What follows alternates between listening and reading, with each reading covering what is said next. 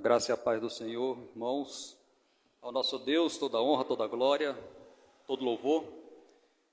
Sejam todos bem-vindos, aos que estão aqui conosco presente, aos que estão assistindo aí nas redes sociais, aos que irão assistir depois também, que Deus abençoe a cada um.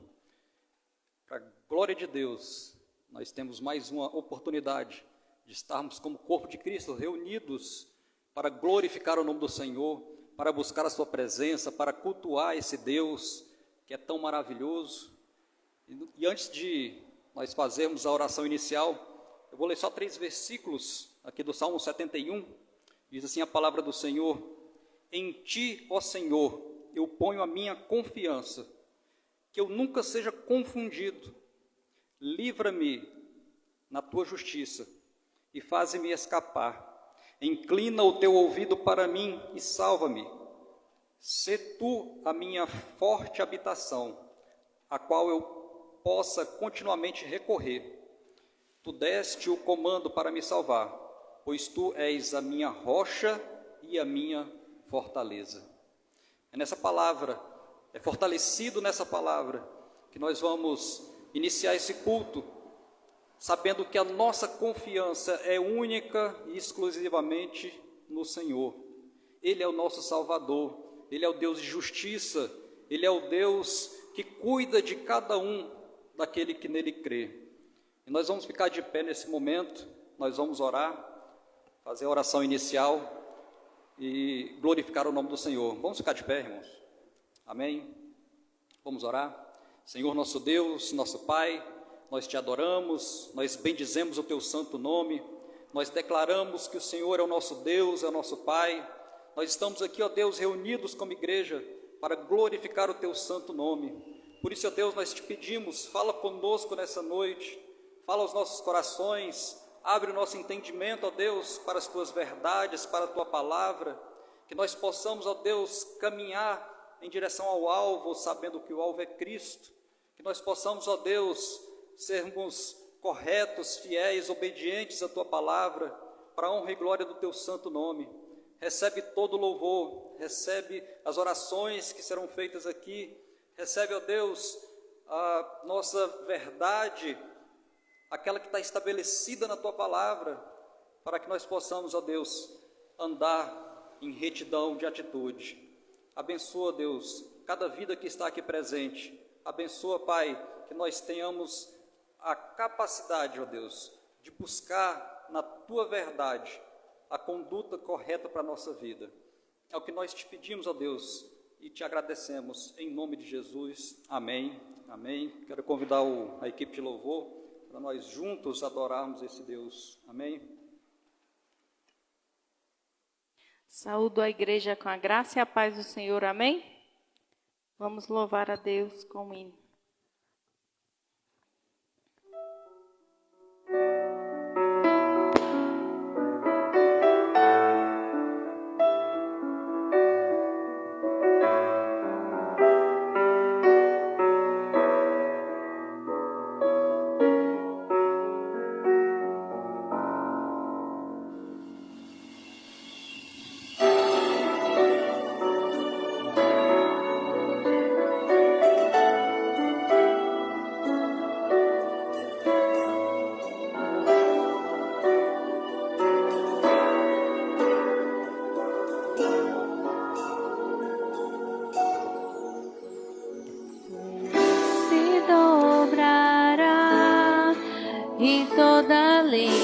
Proclamará que Jesus Cristo é o Senhor. Todo joelho se dobrará e toda língua proclamará que Jesus Cristo é o Senhor. Nada poderá me abalar, nada poderá me derrotar, pois minha força e vitória tem um nome, é Jesus. Nada poderá me abalar, nada poderá me derrotar, pois minha força e vitória é Jesus.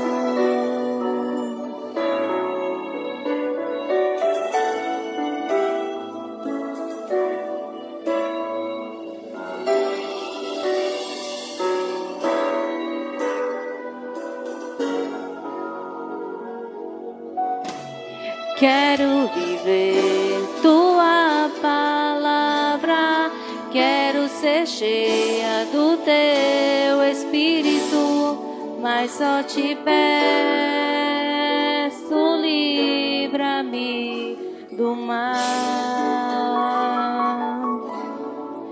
Quero viver tua palavra, quero ser cheia do teu Espírito, mas só te peço, livra-me do mal. Nada poderá me abalar, nada poderá me derrotar, pois minha força e vitória tem um nome, é Jesus.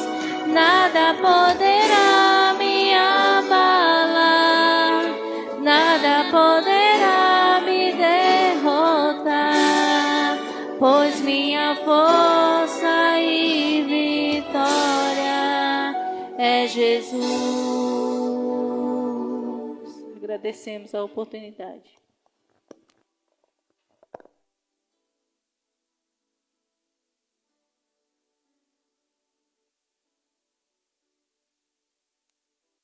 Amém, glória a Deus.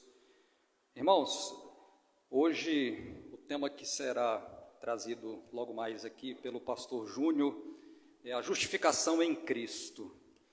Um tema de extrema relevância para o nosso entendimento, para o engrandecimento da nossa fé.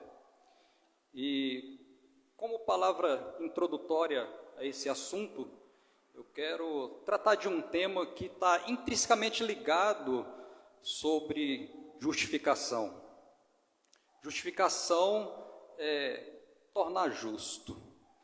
E a justificação, ela está diretamente ligada à justiça de Deus. Quando falamos em justificação, também lembramos da justiça de Deus. A justiça de Deus, na verdade, é um atributo de Deus, um Deus justo, totalmente justo. Sua justiça é santa, é pura, é perfeita, diferente da justiça humana, a qual lá em Isaías diz que a justiça do homem é como trapo de imundície. Já pensou para parar o que é isso? Para imaginar, para entender o que é um trapo de imundície? Trapo de imundície é um pedaço de pano que é usado para limpar impurezas. É um pedaço de tecido que depois de usado ele não tem mais serventia. Era comumente usado nas regras das mulheres. Era conhecido como trapo de imundície. É desse jeito que a Bíblia diz a respeito do nosso senso de justiça, diferentemente da justiça de Deus, que é perfeita e é santa. E para tal feito, para poder balizar um pouco os aspectos que eu gostaria de compartilhar aqui com os irmãos sobre a justiça de Deus, eu peço que os irmãos abram lá no 5º livro do Pentateuco, lá em Deuteronômio, no capítulo 32, e eu quero compartilhar alguns versículos, os irmãos já vão abrindo aí. Se os irmãos prestarem atenção, dificilmente você vê hoje na igreja dita moderna falar a respeito da justiça de Deus. O que a gente vê recorrentemente, principalmente pelas mídias sociais, pela televisão, são líderes religiosos falando basicamente em prosperidade, em realização de sonhos. São discursos, são ministrações motivacionais, centradas no eu. Muitas das vezes também fazem do púlpito um teatro, onde tem alguém ali para entreter uma plateia, para fazer rir, para trazer entretenimento. E pouco a gente ouve falar de assuntos como a justiça de Deus, porque não é um assunto palatável, não é um assunto que massageia o ego dos homens. Então, as pessoas não abordam sistematicamente sobre temas assim. Mas é importante para a nossa fé nós entendermos do que se trata a justiça de Deus e por que da justificação em Cristo, que será o tema central. Se os irmãos abriram aí no capítulo 32 do livro de Deuteronômio, em algumas versões tem um título que chama o Cântico de Moisés. O contexto em que foi escrito esse capítulo 32 é quando Deus chama Moisés e, em meio a uma coluna de nuvem, Deus se manifesta a Moisés, fala com Moisés ali no tabernáculo e dá uma ordem expressa para Moisés. Ele ordena que Moisés pronuncie esse cântico a toda a nação de Israel, para que aquela nação tenha a oportunidade de ser ensinado através das palavras de Moisés sobre a justiça de Deus. Deus, na sua onisciência, ele sabia que aquele povo que estava prestes a entrar na terra prometida seria um povo que iria quebrar a aliança com Deus. Era um povo que iria se corromper, era um povo que iria adorar outros deuses. E mesmo assim, no seu infinito amor, Deus chama Moisés e fala para ele proferir essas verdades através desse cântico, para que aquela nação fosse ensinada a respeito dos atributos de Deus, da sua justiça e da aplicação da sua justiça. A despeito do amor de Deus, Deus também é um Deus de justiça. Então diz assim, eu vou ler só alguns versículos, porque é um texto grande, esse cântico de Moisés. Depois eu recomendo que leiam em casa ele na íntegra, mas eu vou ler alguns versículos que vai dar o norte para nós entendermos alguns aspectos da justiça de Deus. Diz assim a palavra do Senhor, no verso 30 ainda do capítulo 31, já no finalzinho aí, diz assim: e Moisés falou aos ouvidos de toda a congregação de Israel as palavras deste cântico até que se acabaram. Imaginem vocês a cena, Moisés reunido com toda a congregação de Israel, Moisés no alto dos seus 120 anos de idade, e um detalhe interessante, que esse foi o último dia de Moisés. Nesse mesmo dia, Moisés morreu, como vocês podem verificar no versículo 48 desse mesmo capítulo. E Moisés, de forma solene, ordenada por Deus, reúne toda a congregação de Israel e começa a proferir essas palavras no versículo 1 do capítulo 32. Ouvi, ó céus, e falarei, e ouve, ó terra, as palavras da minha boca. A minha doutrina gotejará como a chuva, a minha fala destilará como o orvalho, como a garoa sobre a tenra erva e como as chuvas sobre a relva. Porque divulgarei o nome do Senhor, engrandecei ao nosso Deus. Ele é a rocha, a sua obra é perfeita, porque todos os seus caminhos são juízo. Um Deus de verdade e sem iniquidade, justo e reto Ele é. Só até aqui por enquanto. A mensagem que Moisés tinha a passar para aquela nação era de tão importância que já nas primeiras palavras ele fala: ouvi, ó céus, e falarei, ouve, ó terra, as palavras da minha boca. Moisés ali, ele estava conclamando a toda a criação para que ouvisse as verdades que Deus havia mandado Moisés falar.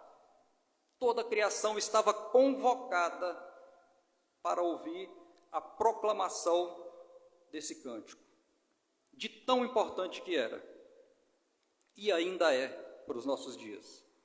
No versículo 2 ele diz a respeito da doutrina que ele falaria: a minha doutrina gotejará como a chuva, como o orvalho, como a garoa e como a chuva sobre a relva. Aqui Moisés ele estava querendo dizer que, devido à importância dessa proclamação, essa mensagem, essa doutrina, esse ensino deveria abranger a todas as pessoas. Assim como a chuva, quando cai, aonde ela cai, ela molha, ela abrange todo aquele terreno. O orvalho, quando cai à noite, ele abrange todo o terreno. Assim deve ser a palavra do Senhor. Assim deveria ser aquele ensinamento que Moisés tinha a passar, vindo da parte de Deus. Deveria abranger a todas as pessoas daquela nação, essa doutrina, esse ensino. Por isso que ele faz essa ilustração, devido à importância dessa mensagem. Agora, o que continha essa mensagem de tão importante? O verso 3, ele começa a dizer a importância dessa mensagem. Essa mensagem, ele fala da honra de Deus. Essa mensagem, ela fala da bondade de Deus. Essa mensagem, ela fala da provisão de Deus, do cuidado de Deus, do zelo de Deus. Fala dos atributos de Deus, fala da justiça de Deus. Mas fala também do pecado. Fala do desprezo pelas coisas de Deus. Fala da justiça de Deus e fala das consequências desse pecado e as aplicações da justiça de Deus. E também fala de misericórdia. Olha a importância da mensagem. Por isso Moisés faz essa ampla convocação, ele faz essa ampla aplicação, e a partir aqui do verso 3, ele já começa a falar da glória de Deus, da honra de Deus. No verso 3, ele diz: engrandecei ao nosso Deus. Dá honra a nosso Deus, glorifica a esse Deus. Assim como Moisés estava falando para aquela nação, essa palavra fala para a gente, fala para a igreja, fala para nós hoje. O motivo de estarmos aqui é para glorificar a Deus, para engrandecer o nome do Senhor. No verso 4, ele fala a respeito de alguns aspectos dessa justiça de Deus e de quem Deus é. Ele é a rocha, a sua obra é perfeita, porque todos os seus caminhos são juízo. Um Deus de verdade, sem iniquidade, justo e reto ele é. Essa versão que nós temos o costume de usar aqui na igreja, o Caminho, é a King James 1611. Eu trouxe a versão aqui da Almeida Revista Atualizada, desse mesmo versículo, versículo 4, diz assim, na versão mais conhecida, né? Eis a rocha, suas obras são perfeitas, porque todos os seus caminhos são juízo. Deus é fidelidade, e não há nele injustiça. É justo e reto. O justo juiz, o juiz perfeito, onde não há injustiça, é o Deus da justiça. Ele é a rocha. No estudo de quinta-feira passada, o pastor Rafael abordou aqui justamente lá no estudo de Mateus, o que significa a rocha. É a Petra, a rocha, e não Petros, que era relativo a Pedro, que é fragmento de rocha. Ele é a pedra angular, ele é a pedra de esquina, ele é o firme fundamento, ele é inabalável. Olha as características de Deus. Olha o que Moisés estava falando a respeito de Deus, em quem aquele povo e nós devemos confiar e permanecer. A partir do verso 5 e o verso 6, agora Moisés passa a falar a respeito da condição do homem. Moisés passa a falar a respeito do comportamento do homem diante de um Deus que é justiça perfeita, que é o Deus zeloso, que tirou todo aquele povo do jugo da escravidão no Egito e estava levando pelo deserto, provendo, cuidando, zelando, alimentando, amando aquele povo. E eles estavam prestes a adentrar a terra prometida, aquela terra que mana leite e mel. E como esse povo se comportou? E como ele se comportaria depois que estivesse habitando na terra que emana leite e mel? Diz aqui o verso 5. Eles se corromperam. Eles quem? O povo. Diante de tudo que Deus fez, o que eles fizeram como retribuição e reconhecimento? Eles se corromperam.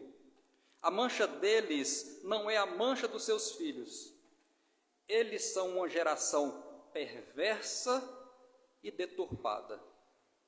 Aquela geração, aquele povo escolhido na soberania de Deus, aquele povo que Deus elegeu de forma soberana, eles se corromperam, eles romperam o pacto, eles quebraram a aliança.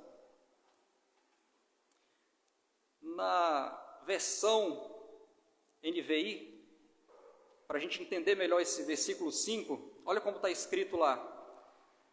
Seus filhos têm agido corruptamente para com ele, e não como filhos. Que vergonha! Era dessa maneira que o povo se comportou diante de um Deus tão grandioso, um povo que se corrompeu. E no verso 6 diz: assim recompensais ao Senhor, ó povo tolo e insensato. Não é Ele o teu Pai que te comprou? Ele não te criou? Ele não te criou e não te estabeleceu? Aqui Moisés estava fazendo aquele povo pensar que caminho eles iriam tomar na vida, que comportamento eles iriam ter diante de um Deus que é tão amoroso, mas também que é um Deus de justiça. Será se Deus toleraria um povo corrupto? Um povo que não agia como um filho dele? Como é que ele, sendo um Deus de amor, mas também um Deus que é um Deus justo e um Deus de justiça, o que Deus faria?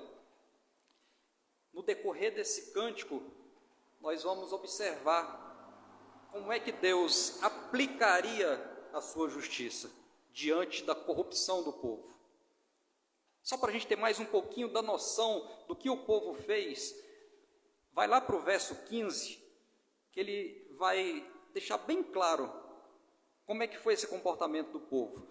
Mas Jesurum é o nome poético de Israel, é o mesmo povo, só não está escrito aqui, mais Israel, mas Jesurum engordou e deu coices, tu engordaste, tu te engrossaste, tu te cobriste de gordura. Então ele abandonou o Deus que o criou e desprezou a rocha da salvação.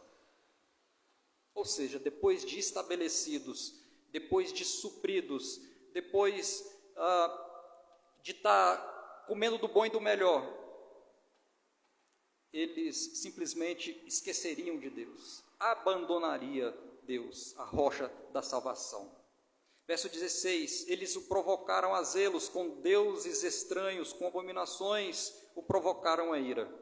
Eles sacrificaram a demônios, não a deuses que não conheciam, a novos deuses que eram recém-chegados, a quem seus pais não temiam. Da rocha que te gerou, te descuidaste e te esqueceste do Deus que te formou. Essa foi a condição do povo. O total desprezo pelas coisas de Deus. A despeito de um Deus amoroso, zeloso, como nós vimos aqui rapidamente, aquele povo simplesmente virou as costas para Deus. Agora, a partir do verso 19, a gente vê as consequências desse comportamento pecaminoso. Diz aqui no verso 19: e quando o Senhor viu isso, abominou-os por causa da provocação de seus filhos e de suas filhas. E ele disse: esconderei deles a minha face, e verei qual será o seu fim, porque eles são uma geração muito insubordinada, filhos em quem não existe fé.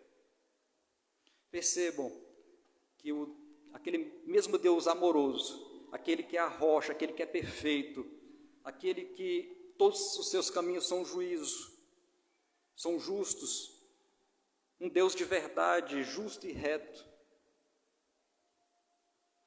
Ele também é um Deus de justiça. Ele cuidou daquele povo, Ele amou aquele povo, Ele separou aquele povo. Mas, a partir do momento que aquele povo desprezou Ele entra com providência, com justiça. Ele é um Deus que aplica a sua justiça. Você imagina se Deus, Ele tolerasse o pecado? Se Deus fosse um Deus que tolerasse o pecado, Ele seria um Deus justo? Certamente que não. Por isso que o amor de Deus e a sua justiça estão intrinsecamente relacionados. Ele não pode fechar os olhos para o pecado do homem. Não é algo arbitrário Ele punir, Ele repreender, Ele disciplinar o homem por conta do seu pecado. Mas aqui nesses dois versículos 19 e 20, nós vimos que Ele abominou a atitude daquele povo. E a consequência da aplicação da justiça de Deus, a pior consequência é essa daqui que nós vimos no verso 20: esconderei deles a minha face. Como é dito pelos pastores aqui da igreja, quando Deus solta as rédeas do ser humano ao seu bel prazer, é o pior castigo que Ele pode dar. Quando Ele solta os freios, né, pastor Júnior? Quando Ele solta os freios e deixa o homem fazer aquilo que ele quer, é a pior punição que Ele pode dar num homem. Porque aí é ladeira abaixo, como diz pastor Júnior, pastor Rafael, pastor Marconel, é decadência, é perdição, é morte eterna.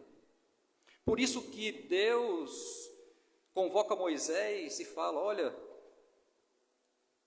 pronuncia esse cântico para aquele povo, porque eles me conhecem, sabe que eu sou um Deus zeloso, um Deus de amor, mas também sou um Deus de justiça.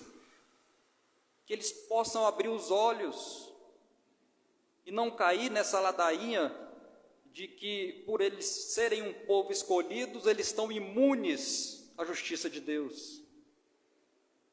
É o que a gente vê pregando por aí,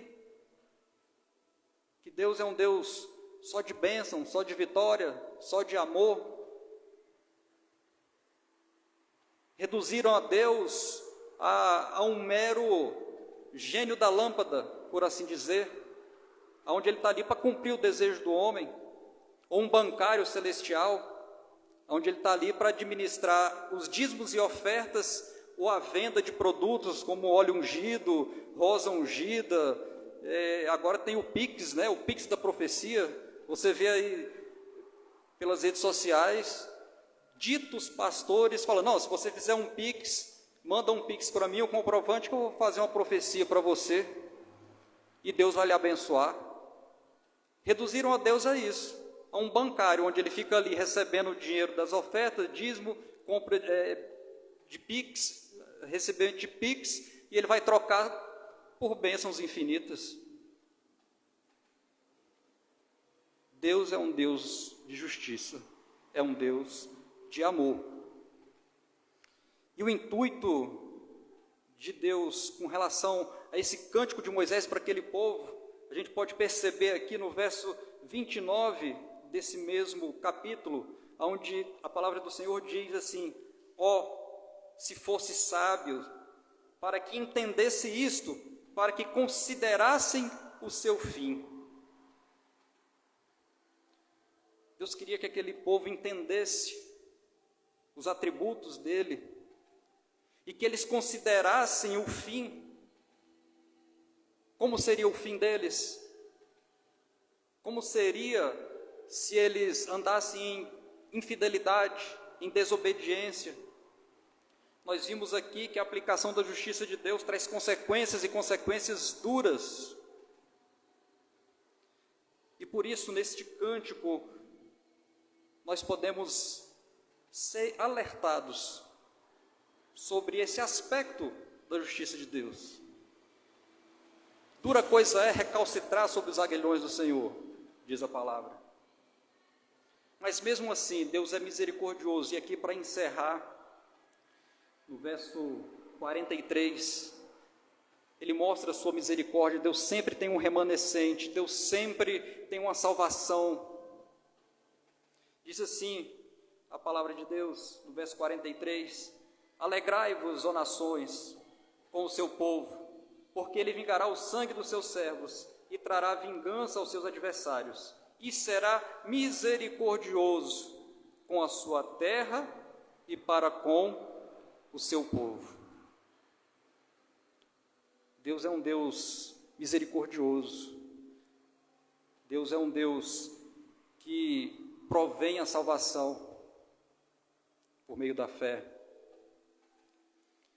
Deus é um Deus que zela pelos seus, ao passo também que nós temos a nossa responsabilidade nessa aliança. Nós temos essa responsabilidade para com o nosso Deus, para com a sua justiça, para com o seu amor.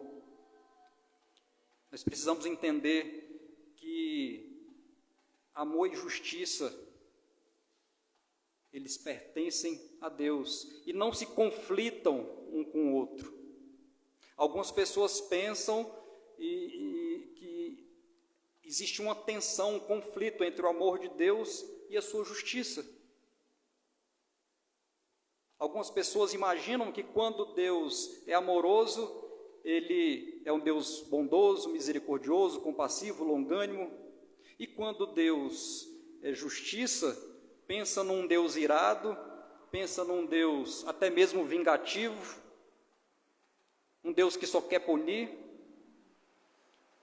Alguns pensam que Deus é 50% amor e 50% justiça. Não é assim. Deus, Ele é perfeito. Deus, Ele é integral. Ele é totalmente amor e totalmente justiça. As duas coisas andam juntos. O amor e a justiça de Deus andam junto. Por isso que a justificação é por meio de Cristo Jesus. Se nós percebermos um versículo dos mais conhecidos, João 3,16, que diz: porque Deus amou ao mundo de tal maneira que deu o seu Filho unigênito, para que todo aquele que nele crê não pereça, mas tenha vida eterna. Percebam o amor e a justiça de Deus nesse mesmo versículo. Amou o mundo de tal maneira, porque Ele amou, que deu o seu Filho unigênito. Por que Ele deu o Filho unigênito? Para cumprir a justiça. Para que a justiça fosse feita. Porque Deus não tolera o pecado. E para que o meu e o seu pecado fosse justificado, Ele deu o seu Filho. Percebe que o amor e a justiça de Deus não se conflitam, mas andam juntos. Esse entendimento a respeito desses dois atributos de Deus, ele é essencial para a nossa vida. Porque muitos pensam por aí que Deus é tão amoroso que Ele não vai punir ninguém. Deus é tão amoroso que no final das contas todo mundo vai ser salvo, todo mundo vai para o céu e ninguém vai sofrer, porque Deus é amoroso. É aí que começa o relativismo.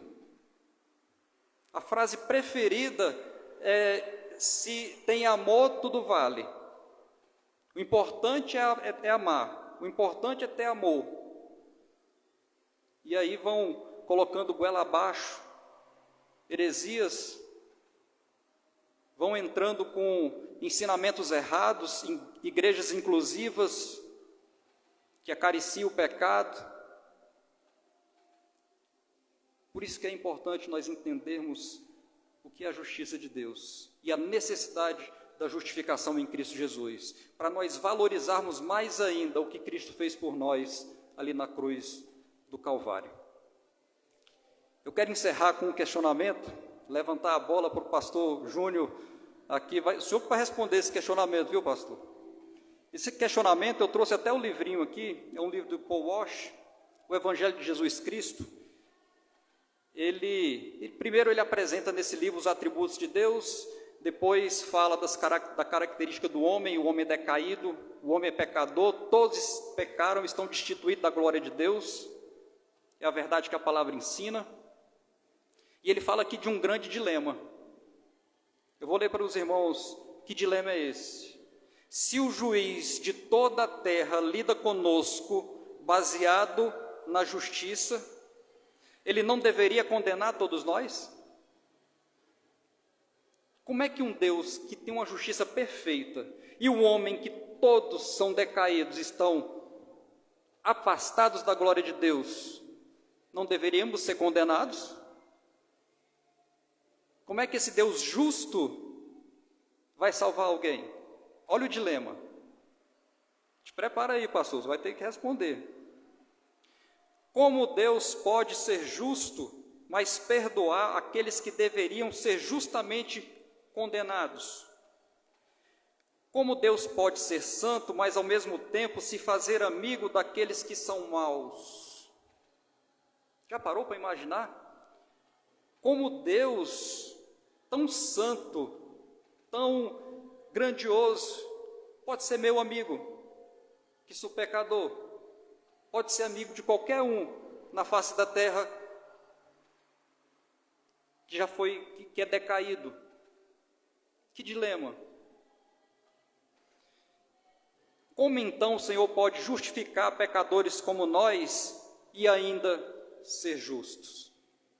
Ser justo. Como então o Senhor pode justificar pecadores como nós e ainda ser justo? Já parou para pensar nisso? Que Deus nos abençoe, que Deus abra o nosso entendimento. Certamente, daqui a pouquinho o pastor Júnior vai falar sobre justificação, onde tem a resposta para esse dilema. Que Deus abençoe a cada um. Chama a equipe de louvor, logo em seguida estaremos orando pela vida do pastor Júnior e ele vem com a palavra. Amém?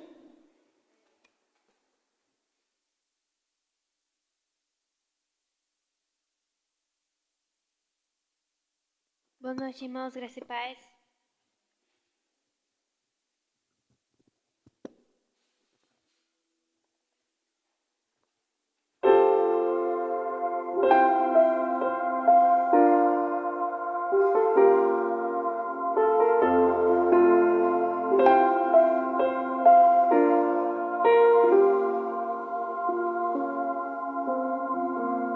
No Getsemane foi que meu Jesus orou.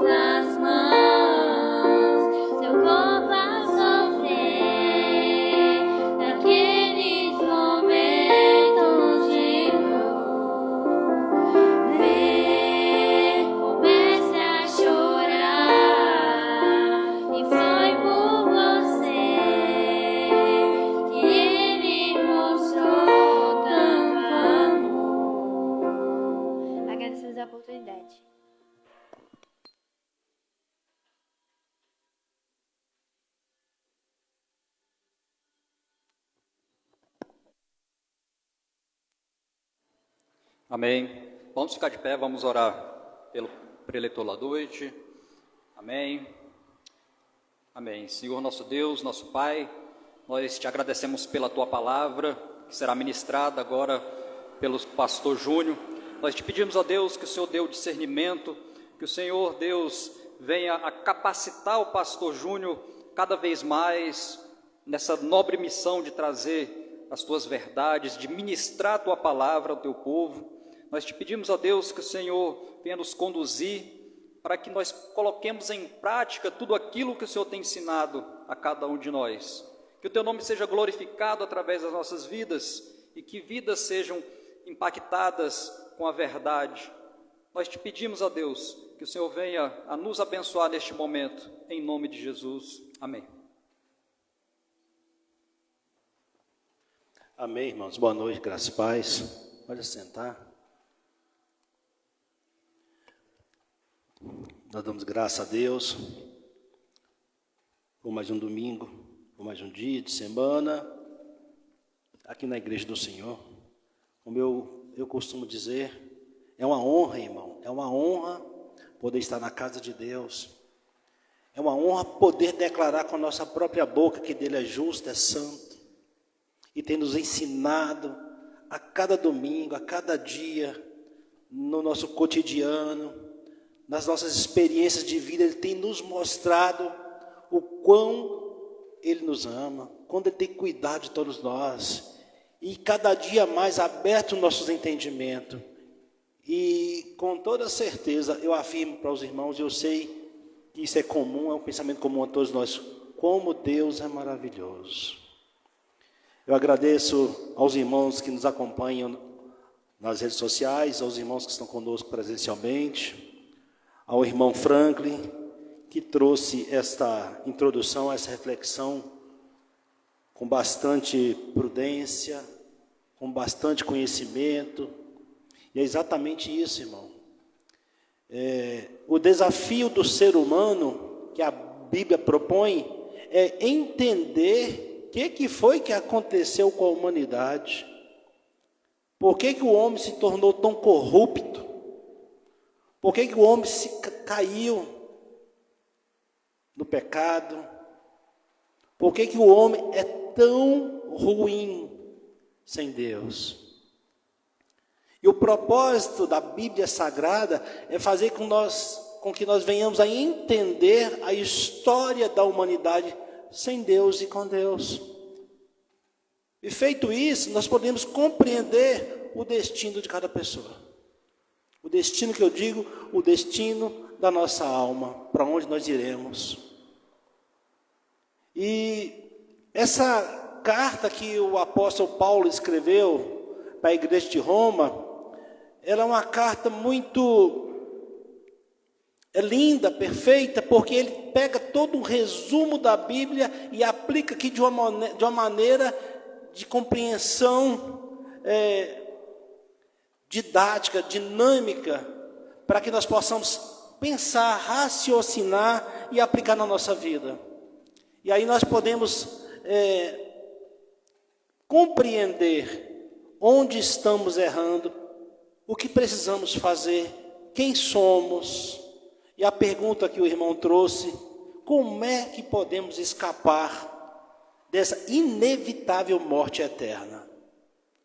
Porque nós sabemos que a Bíblia já começa dizendo que todos nós, por sermos filhos de Adão, já nascemos em pecado. Todos estão condenados. Não é isso? Então, nós vamos dar prosseguimento ao livro da carta de Paulo aos Romanos. Nós estamos no capítulo 3. Eu trouxe aqui, hoje nós vamos ler do capítulo 3, verso 21 até o 24. E relembrando aos irmãos, no contexto que nós já havíamos estudado, Paulo já tratou do povo gentil, que são os gregos. Povo gentil, irmão, é todo aquele povo que não é judeu. Todos são gentios. Aquele povo, embora eles não conhecessem a lei, assim como o povo judeu, eles também tiveram a oportunidade de conhecer Deus. Não através da lei, mas através da lei que o Senhor colocou em seus corações. Paulo vem afirmando isso, que todo homem não tem desculpa, não tem ninguém que possa um dia falar que não sabia que Deus existia. Isso desde o primeiro homem até o último, quando Jesus voltar. Portanto, Paulo diz que o homem é indesculpável. Por quê? A natureza, tudo que existe, mostra que foi criada. E se houve essa criação, alguém criou, alguém muito poderoso. E a Bíblia revela que existe um Deus que criou todas as coisas. Então, o homem é indesculpável quando ele diz que não há Deus. E os que creem que existe Deus, eles também são indesculpáveis, porque sabendo que existe um Deus, que Ele é amor, mas também é fogo consumidor, conhecendo esse Deus, não seguem as leis que esse Deus estabeleceu. Então, não há saída para o ser humano. Assim é que Paulo traz essa carta. Então, João 12:18 vai dizer que não há quem faça o bem. E ninguém quer fazer o bem, irmão. Essa é a verdade do ser humano. É como o irmão trouxe. O homem sem Deus, a tendência natural do homem é se afundar mais e mais e mais no pecado, nas vontades da carne, de tudo aquilo que leva o homem para o abismo. O homem sem Deus, ele vai ter uma vida devassa, cheia de pecado, imoralidade de todo tipo que se possa pensar ou até imaginar.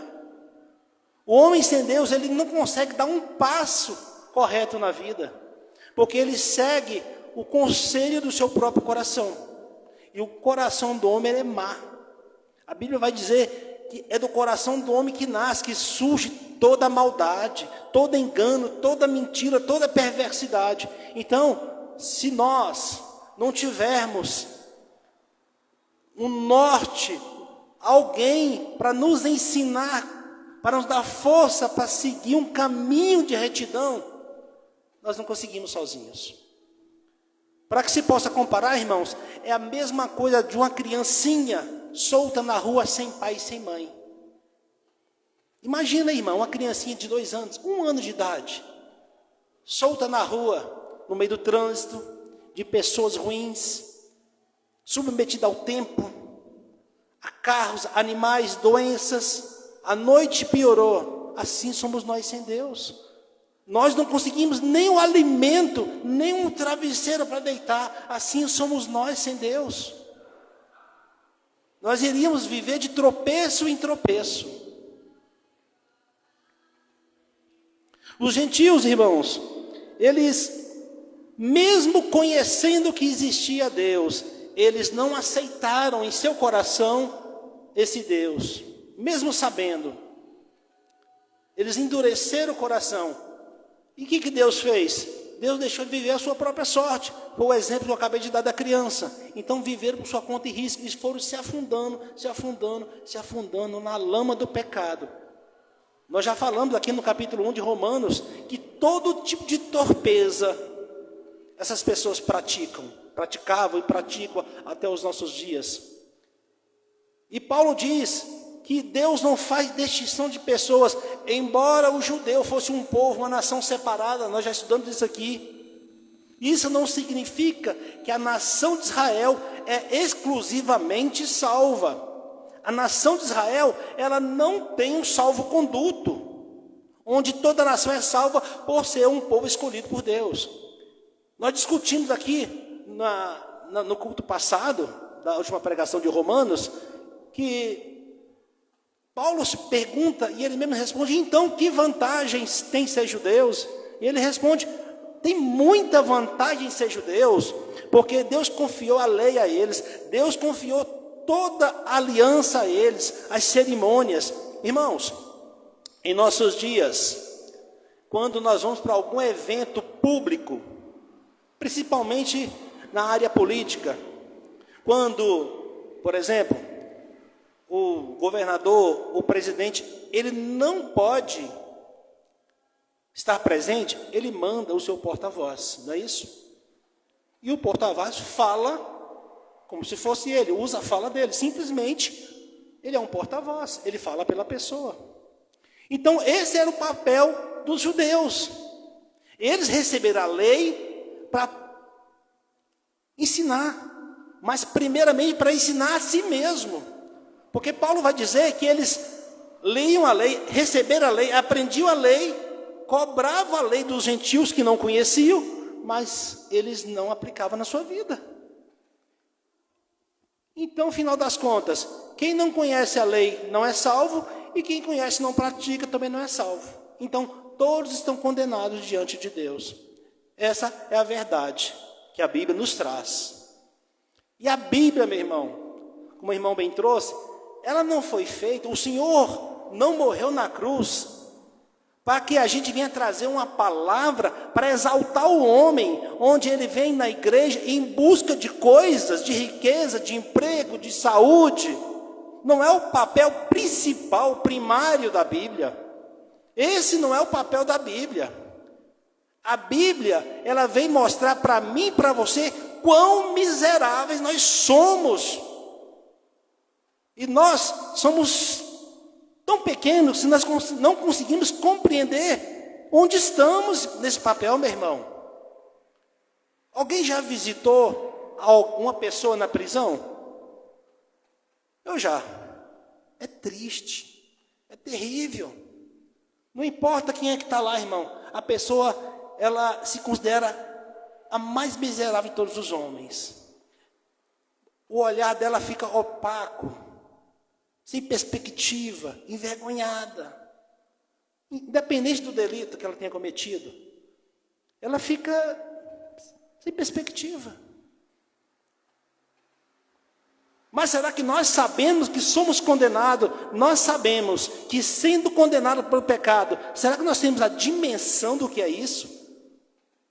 Quando nós vamos num velório, num cemitério, nós nos entristecemos porque perdemos alguém próximo, querido, até um ente. Nós passamos a analisar um pouco mais. Lá em Provérbios vai dizer que há mais alegria na casa de luto do que na casa de festa. É por isso, porque na casa de luto as pessoas param para refletir. Param para refletir quem de fato ela é, o que de fato é a vida, o que de fato vem após a vida. Então a morte não é num todo ruim. A morte, ela nos traz a realidade de quem realmente somos e do que realmente precisamos. Agora, a casa de festa, não. A vida como um todo, as pessoas não têm um momento para pensar nisso. Apesar que nós fazemos nossos devocionais, nós tiramos nosso momento com Deus, mas o que Jesus ensina para nós aqui na Bíblia? Irmãos, lá em Romanos 3,11, eu trouxe que não tem quem entenda as coisas espirituais, e não tem quem busque. Então nós, por nós mesmos, nós não teríamos força nem para vir à igreja, nem para ler a Bíblia e meditar, de querer compreender o que realmente está falando. Nós não temos força para isso. A nossa tendência, irmão, é ficar acomodado no sofá, no celular, assistindo filme, novela que a gente critica o tempo todo, que não presta, que não vale nada. Ah, esse filme já passou 50 vezes, mas você está lá 50 vezes sentado assistindo, mesmo que não preste atenção. Essa é a tendência do ser humano. Ah, hoje eu não vou ver televisão porque eu estou enjoado. Mas sentar para ler a Bíblia, para meditar, ficar num cantinho para falar com Deus, dificilmente nós fazemos isso, porque esse é o homem sem Deus. Então lá em Filipenses vai trazer que até essa vontade, até esse querer buscar Deus, isso vem dele, ele que coloca em nós, porque se não fosse isso, irmão, coitado de nós. Então, dele são todas as coisas. E por que nós nos achamos melhor do que realmente nós somos? O irmão trouxe que nós somos trapo de imundícia. Irmão, quando a gente ouve ou lê essa palavra, trapo de imundície, a gente acha terrível, mas a gente não consegue se colocar como trapo de imundície. Por quê? Porque o nosso coração é cheio de vaidade. A gente não consegue aceitar que realmente nós somos assim, nós não prestamos. A Bíblia aqui em Romanos vai trazer que nós somos inúteis. Irmão, hoje, o que você fez ou faz sem Deus? Nós não podemos controlar o próprio oxigênio. Nós estamos hoje aqui no dia 19 de novembro do ano de 2023, amanhã, segunda-feira, dia 20. Será que amanhã nós conseguiremos alcançar esse dia? Nós controlamos isso? Nós não controlamos nada, irmão. Então tudo vem dele, e para ele, e para a glória dele. Nós somos criaturas dele. Tudo que ele fez é para a sua glória. E por que nós não nos prostramos diante desse ensino? Nós temos que nos prostrar diante dessa revelação e declarar que ele é o nosso Senhor. Mas essa declaração, ela deve vir do coração. A igreja do Senhor, ela tem algo muito parecido com os judeus daquela época, e de hoje também, que os judeus se declaravam circuncisos, nós já falamos sobre isso, se achavam um povo especial e separado porque tinha essa marca.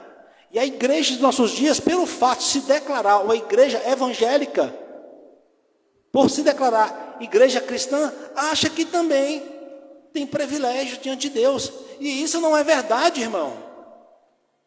Porque a igreja do Senhor é cheia de pessoas doentes, enfermas, precisando de perdão, precisando de ser tratado pela palavra de Deus.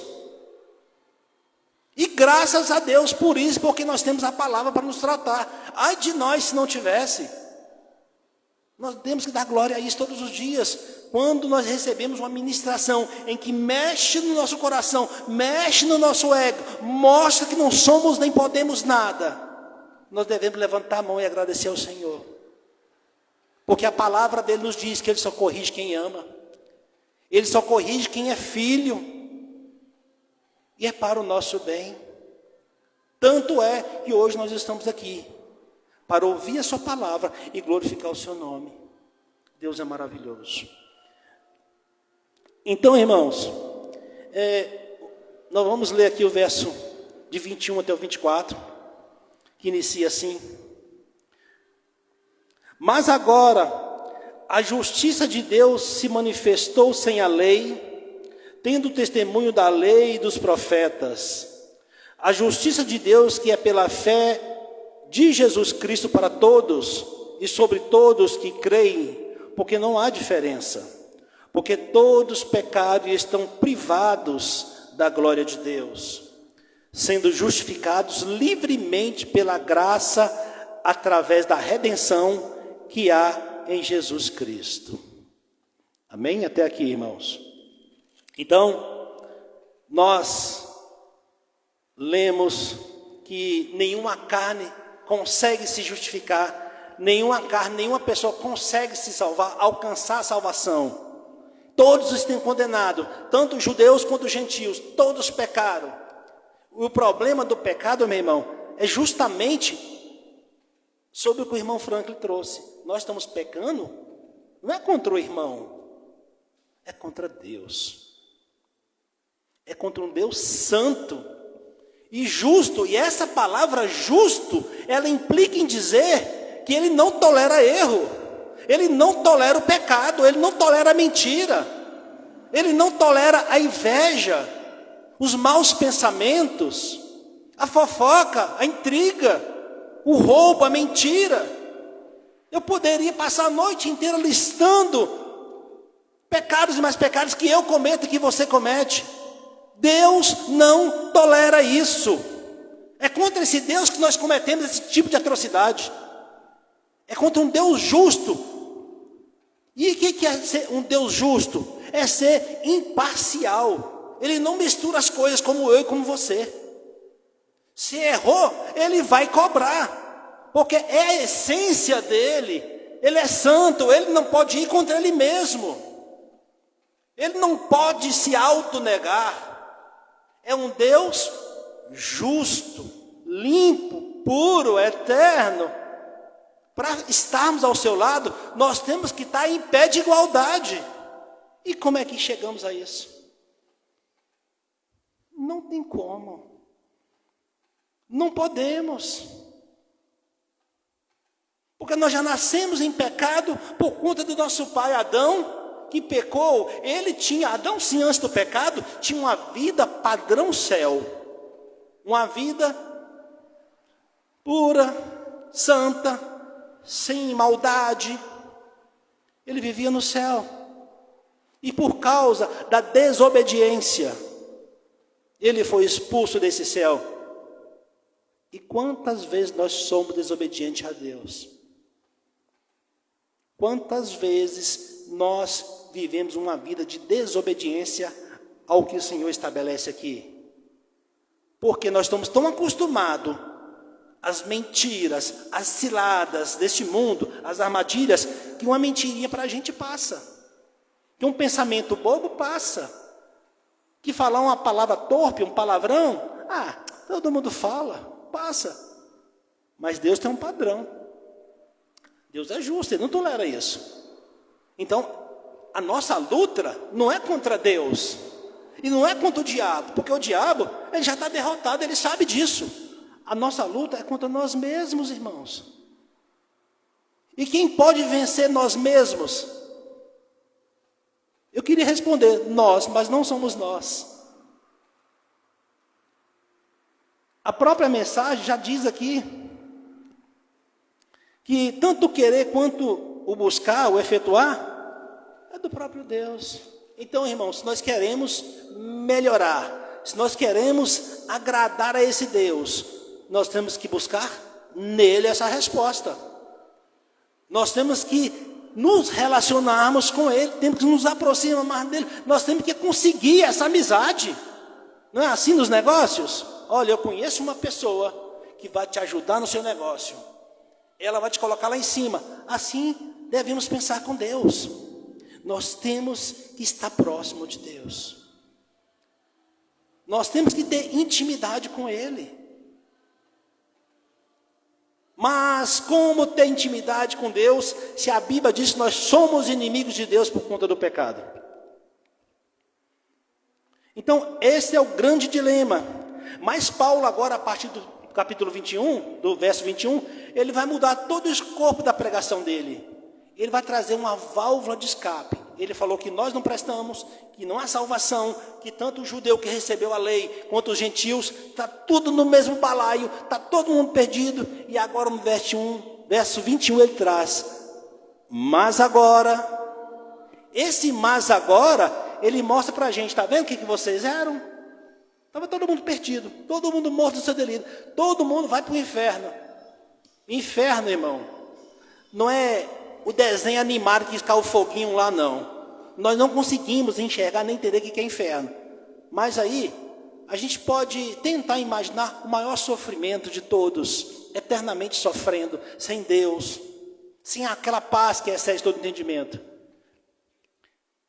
Então, o Senhor, respondendo a pergunta do pastor, do irmão Franklin, quem poderá nos salvar dessa morte?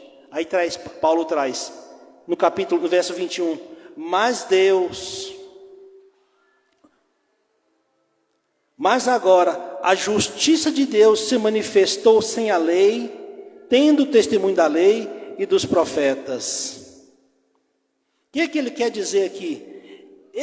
E agora, mas Deus, é que agora surgiu uma luz. Aconteceu algo em que pode nos salvar. Houve uma nova notícia. Aconteceu alguma coisa em que o homem agora pode encontrar salvação. E o que aconteceu? A justiça de Deus, que se manifestou sem a lei, tendo testemunho da lei e dos profetas. Essa justiça de Deus é como num juízo. Isso é um palavreado, trago do mundo jurídico para que a gente possa entender.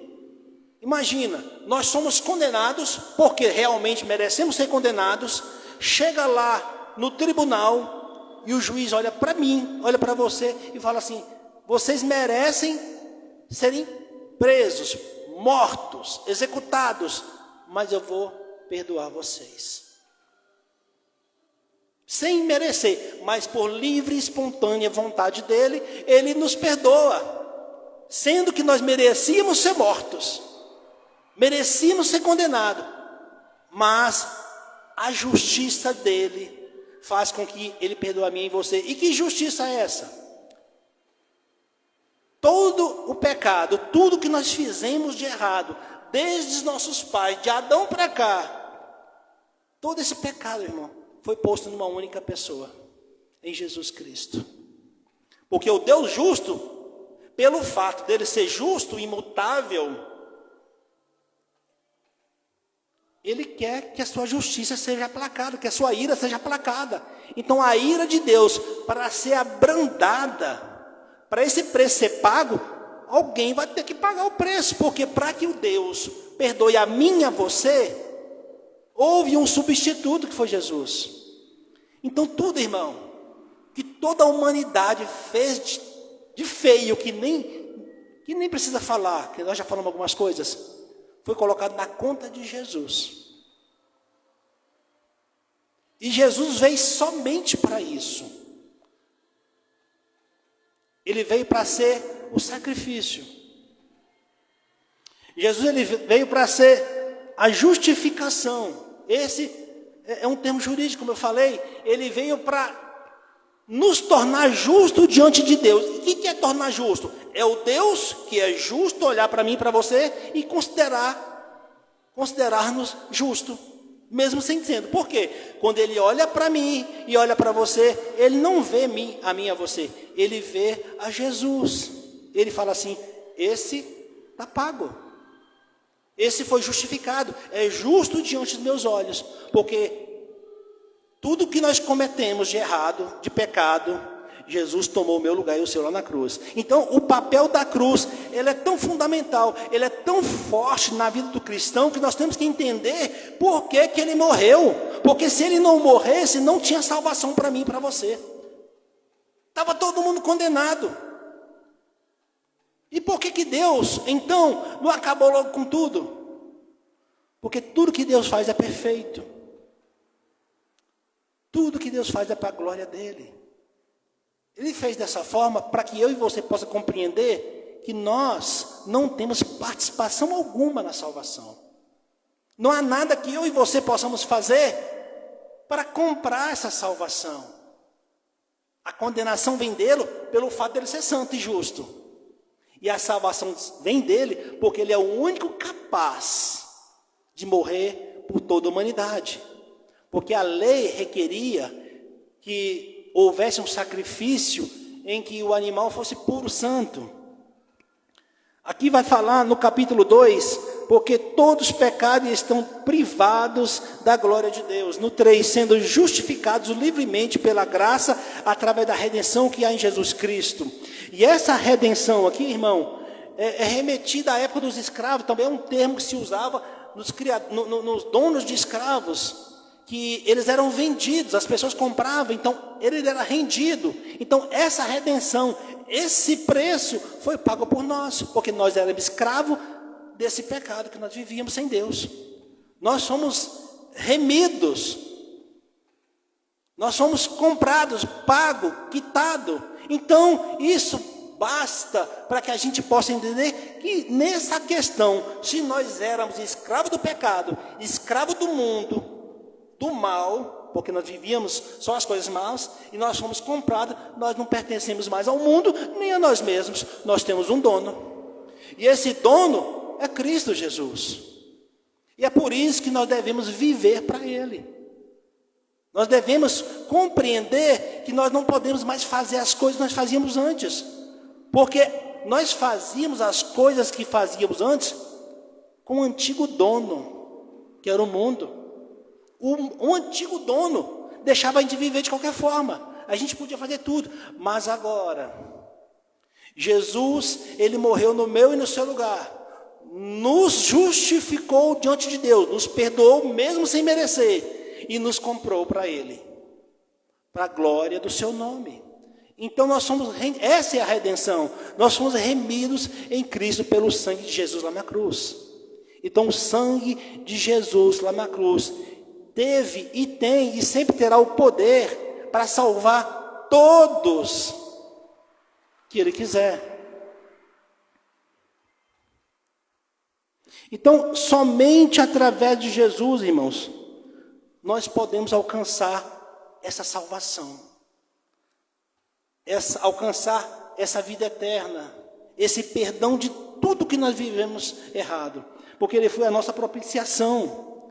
Na época de Paulo, havia os templos em que se fazia a propiciação, pegava um animal, um cordeiro, sem manchas, nós conhecemos bem a história, e oferecia em sacrifício. E aquele animal, quando ele era sacrificado ali, todo o pecado ia para ele. A ira de Deus caía sobre ele, isso de uma maneira figurada, isso mostrando o que viria depois. O Cristo pegaria todo o pecado da humanidade e a ira de Deus cairia sobre ele. Então essa propiciação é uma maneira figurada de nós compreendermos que Jesus é aquele animal em que a ira de Deus caiu sobre ele em favor de muitos. Então Jesus é a nossa propiciação. Ele é o sacrifício em que tomou a ira que era contra nós, que ficou sobre ele. É isso que Paulo está trazendo aqui. Então nossos pecados, eles foram lá no céu zerados. Nós nascemos de novo, como um bebezinho que sai do ventre da mãe. Nós somos uma nova pessoa, uma nova criatura.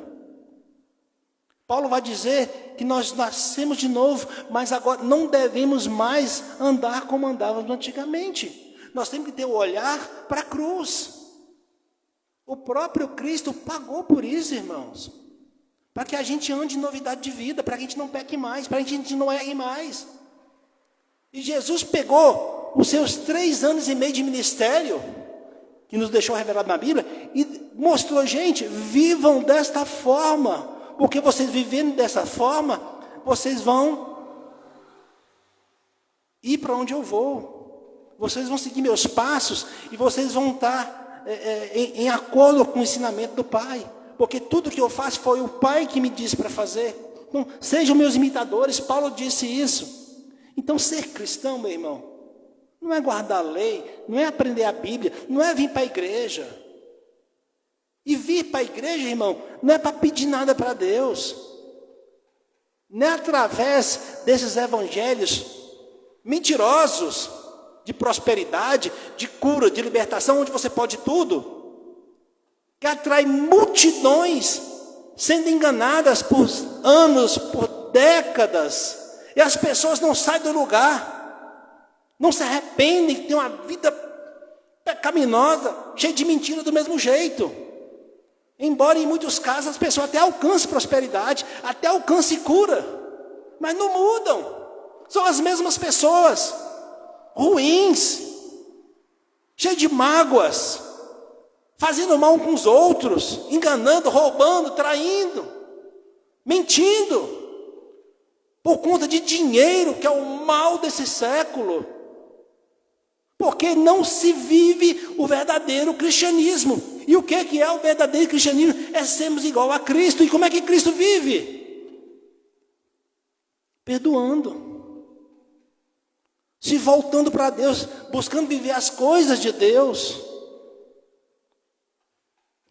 Então, irmãos, o que Paulo traz aqui para mim e para você, que estava todo mundo perdido, Jesus veio, tomou o meu e o seu lugar, a ira de Deus caiu sobre ele, nós fomos perdoados, fomos aceitos por Deus, agora nós fazemos parte da vida de Deus, nós fomos enxertados agora na videira verdadeira, agora nós devemos dar fruto, da videira, não é fruto do mundo mais, irmãos. O próprio Jesus diz que sem mim nada podeis fazer. Então, se nós não tivermos dele, nós não podemos andar no caminho de santidade. Jesus, ele veio buscar os seus. Ele veio buscar as ovelhas perdidas da casa do Pai. Ele diz que os seus ouvem a sua voz e seguem. Então, irmãos, importa dizer que a palavra que exorta, a palavra que desperta a igreja, que chama no cabresto, vindo da Escritura Sagrada, dentro do contexto normal, ela está atraindo a igreja a se corrigir e andar nos caminhos de Deus. Deus, Ele nos ama, mas não é pelo fato dele ter morrido em favor de muitos que Ele não corrige. Pelo contrário, irmão, lá em Efésios 5,15 diz dessa forma: portanto, prestem atenção na sua maneira de viver, não vivam como os ignorantes, mas como os sábios. Nós devemos prestar atenção na nossa maneira de viver. Quando ele fala que agora nós somos sábios, porque nós temos agora a palavra da sabedoria, para não errarmos, para não pecarmos mais.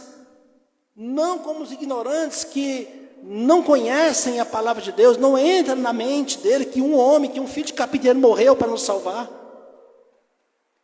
Em que pessoas, como os próprios judeus faziam, alguns reis faziam, mesmo conhecendo o Deus verdadeiro, o Deus que nos trouxe a vida, o Deus que nos salvou de tantas calamidades, esqueceram desse Deus, passaram a servir deuses estranhos, e prosperavam, e tinham paz, tinham sossego, mas tudo por conta de Deus, mas atribuíram essas coisas a falsos deuses. Assim como era na época de Paulo, na época dos profetas, que o povo judeu se contaminava com essas crenças, com essas feitiçarias, assim está acontecendo nos nossos dias na igreja, meu irmão. A palavra que chama as pessoas a pensarem, repensarem no estilo de vida, está sendo trocada por palavra de promessas de bens naturais, de prosperidade aqui na terra, de dinheiro. Tudo está atrelado a dinheiro, tudo está atrelado à boa vida. O irmão Franklin trouxe essa palavra em Deuteronômio maravilhosa, e eu queria só observar aqui no verso 16 que diz: eles provocaram o ciúme de deuses estranhos com abominações e provocaram a ira de Deus. Eles sacrificaram a demônios, não a Deus, mas a Deus que não conheciam, e a novos deuses que eram recém-chegados, que os seus pais não temiam. Então, o povo de Israel, a todo momento, mesmo conhecendo a Deus, passava a servir entidades, Deus criado por eles, por outros povos, que na verdade eram demônios. Se eu trago isso hoje, irmãos, nós temos que entender que só existe um evangelho. É as boas novas de Jesus, que nós estávamos perdidos, Jesus nos resgatou, tomou o nosso lugar. Esse é o evangelho. Só tem essa salvação, não tem outra forma de ser salvo. Que Deus é justo e vai punir sim. Deus não pode passar a mão na cabeça de ninguém, irmão. Porque Ele vai contra Ele mesmo, Ele é justo. Quem não for justificado pela fé em Jesus Cristo, o qual é o nosso substituto, está condenado. Você pode frequentar N igrejas, você pode vir N evangelhos, mas se não declarar isso, é mentira. É mentira, irmão. Deus não é obrigado a te prosperar, não.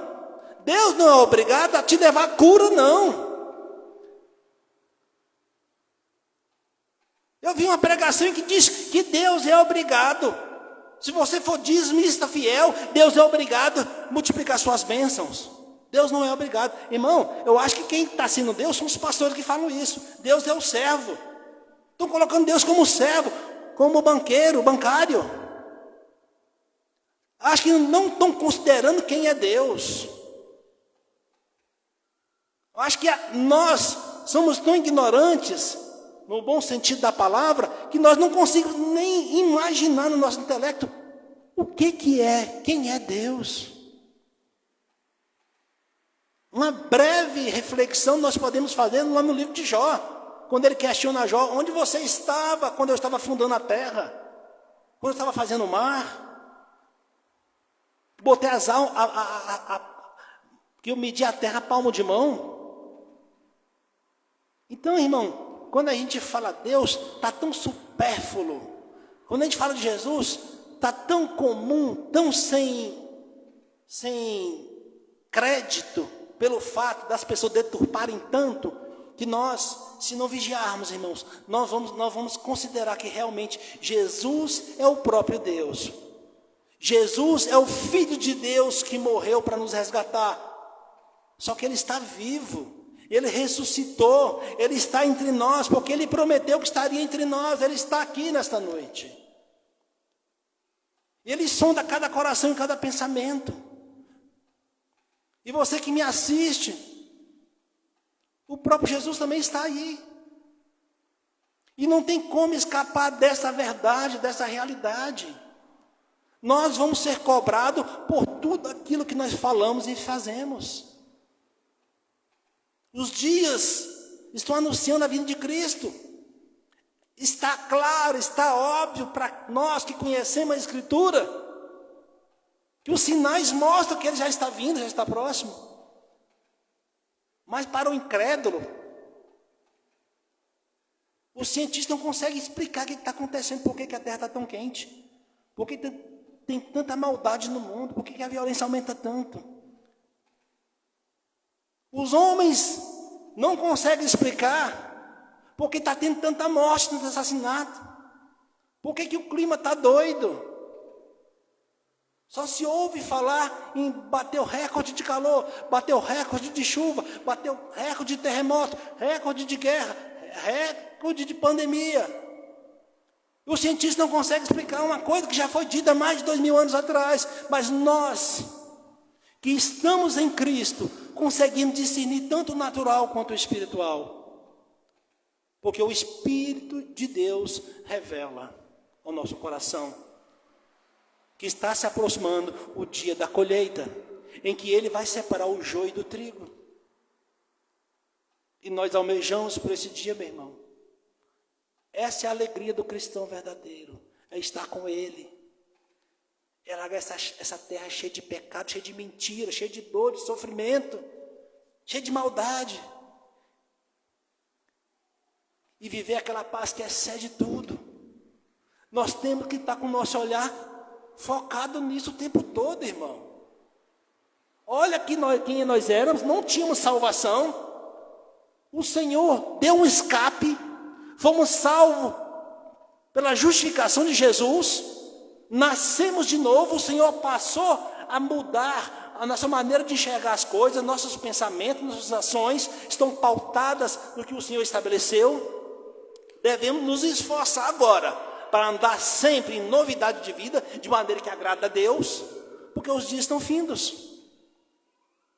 E não importa quem está do seu lado, não importa se alguém vai te criticar. Paulo sofreu amargamente. Na verdade, irmão, eu estava pensando esses dias, dentre os profetas, os apóstolos, os pais da igreja, eu posso estar com memória ruim, mas nem tanto. Eu não me lembro de ver nenhum estudo na Bíblia em que chamava-se a igreja do Senhor para buscar prosperidade. Não vi. Quem estiver ouvindo, quiser mandar mensagem, mostrar um texto, eu posso estar enganado, ou os pastores que me corrijam. Mas eu não vi em que esses homens de Deus, que receberam a verdade da palavra, não reuniam pessoas somente para curar, para receber dízimo. Eles não faziam reuniões nas casas, nem abriram igrejas para fazer dias de cura, dias de libertação, porque a libertação é através do conhecimento da palavra, mas libertação é do engano, da mentira, que é proferido na boca de falsos pastores, de mensageiros do diabo, querendo enganar as pessoas. Esse é o mal dos nossos dias, não diferente da época do Paulo, de João, de Pedro. Falsos pastores, enganadores, vestidos de ovelhas, para enganar as pessoas, para arrancar dinheiro, para viver a vida inteira enganadas, em busca de uma felicidade que nem existe aqui. Porque, irmão, dinheiro não vai te trazer paz, não. Se não fosse assim, poderosos financeiramente falando, pessoas riquíssimas, não tiravam suas próprias vidas. A única coisa que traz paz, irmão, entenda, é a salvação, é você ter a sua mente na salvação, porque tudo que você passa aqui é passageiro. Que nossa mente e nosso coração esteja lá, irmão, mesmo nosso corpo estando aqui. Não o que está acontecendo em nossos dias. As pessoas estão com o corpo na igreja, mas a cabeça está lá no mundo, nos negócios, nas negociatas. Nós podemos, irmãos, ter o corpo no mundo, mas nossa mente tem que estar em Deus. Mesmo você estando dirigindo, você estando trabalhando, você estando fazendo qualquer coisa, você tem que ter o seu pensamento voltado em Cristo. Ele me perdoou, Ele me salvou, Ele me resgatou, Ele vai vir me buscar. Eu não vou fazer isso, eu não vou fazer aquilo, eu não vou fazer dessa forma, porque eu nasci de novo, eu sou uma nova pessoa, eu recebi uma nova oportunidade.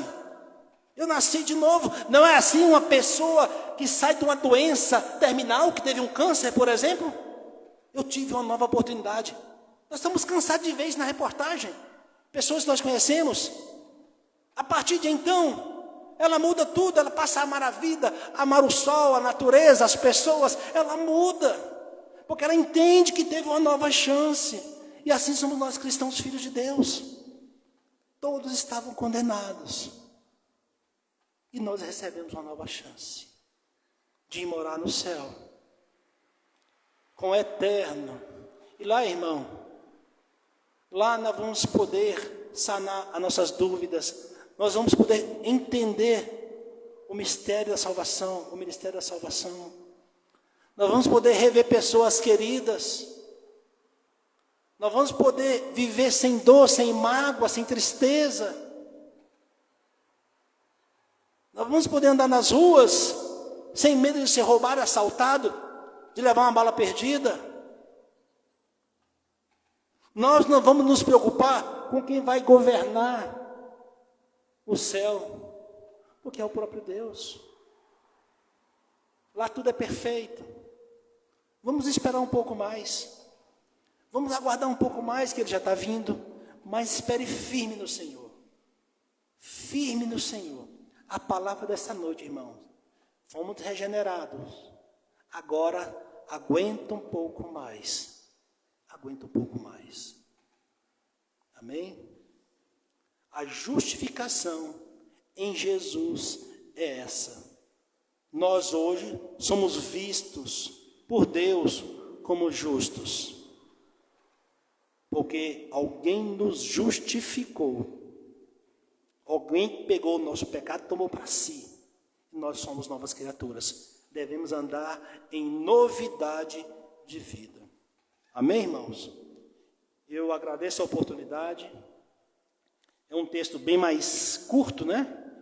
Apenas 3 versículos. A partir da nossa pregação, nós vamos agora trabalhar com a justificação em Cristo Jesus. Que Ele fez mais por mim e por você, amém? Eu convido a equipe de louvor, está com a oportunidade, e agradeço aos irmãos.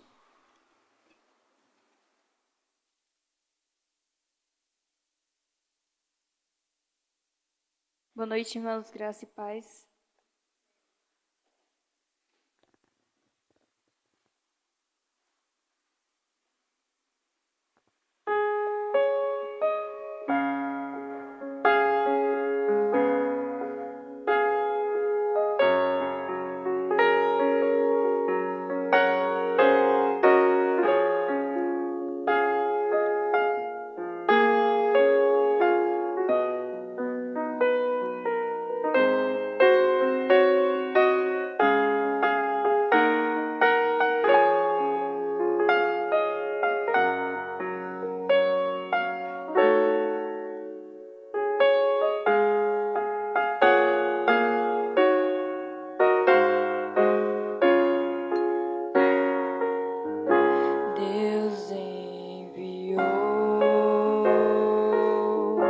seu filho amado, pra perdoar,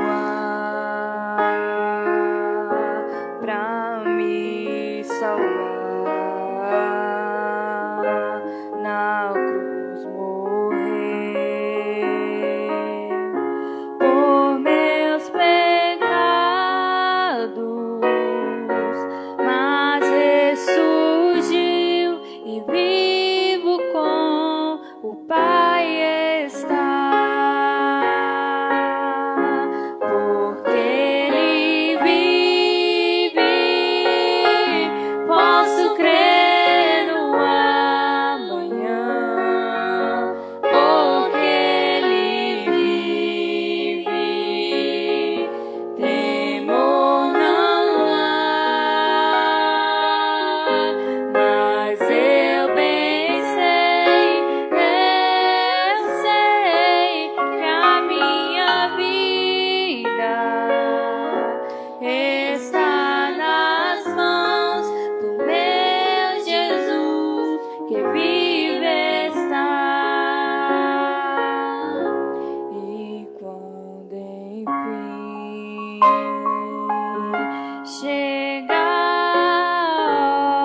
hora em que a morte enfrentarei, sem medo então terei vitória, irei à glória ao meu Jesus, que vive está, porque Ele vive, posso crer no amanhã, porque Ele vive,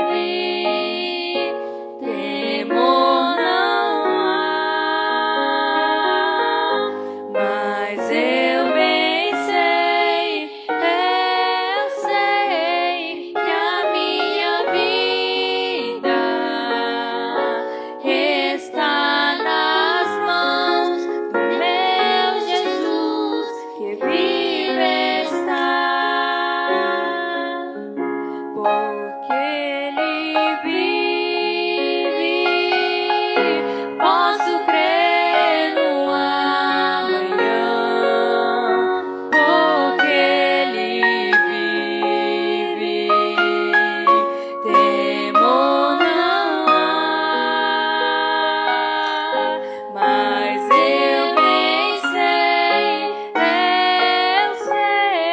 que a minha vida está nas mãos do meu Jesus, que vive está. Agradecemos a oportunidade.